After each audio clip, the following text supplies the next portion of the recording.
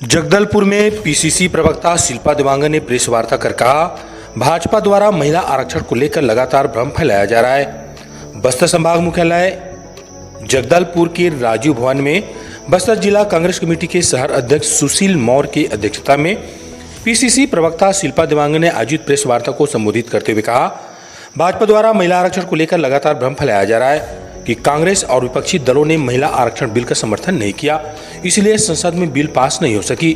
Bharatiya Janata party झूठ बोल रही है।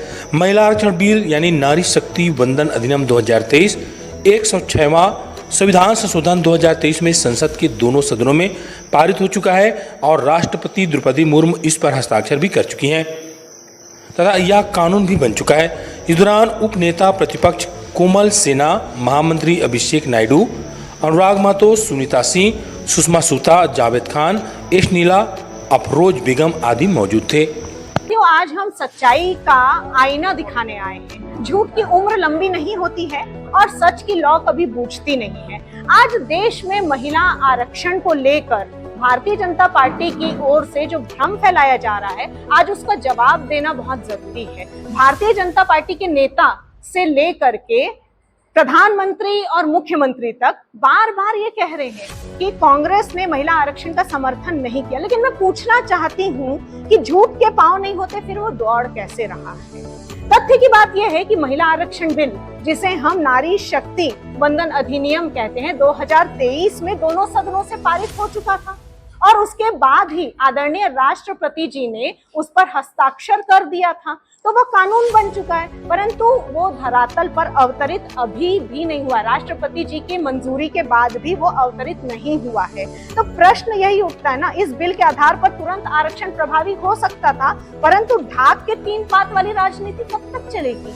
कब तक ऐसे काम चलेगा? परिसीमन का खेल देखिए आप कि भाजपा ने 16 अप्रैल 2026 को जो विधेयक संसद में प्रस्तुत किया था, आपने भी देखा, वो 131वां संविधान संशोधन बिल था। वो अधिनियम में महिला आरक्षण के संदर्भ में नहीं था, वो महिला आरक्षण का मुखौटा भारतीय जनता पार्टी ने परिसीमन संशोधन के नाम से, बिल के नाम से उसे पारित किया था, जो सदन में डिफीट हो गया। तो अब भारतीय जनता पार्टी की तो मंशा क्लियर दिखाई दे रही है कि ना 9 मन तेल होगा ना राधा नाचेगी, यही नीति अपनाई जा रही है। अब ये कहते हैं कि 2011 की जनगणना को आधार माना जाएगा, तो सवाल फिर से आता है कि जब 2026 और 27 में नई जनगणना होने वाली है तो नया सूरज उगने वाला है, तो पुराने दिए से उजाला क्यों?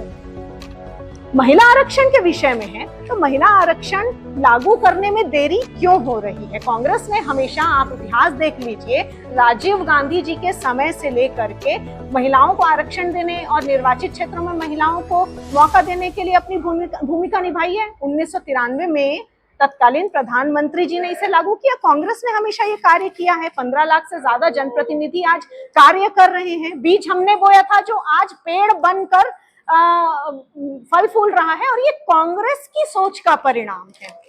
तो सीधा सवाल है, यदि भारतीय जनता पार्टी महिलाओं को हक देना चाहती है, उनका अधिकार देना चाहती है, तो बिना परिसीमन के वर्तमान सीटों पर 33% आरक्षण लागू क्यों नहीं कर देती?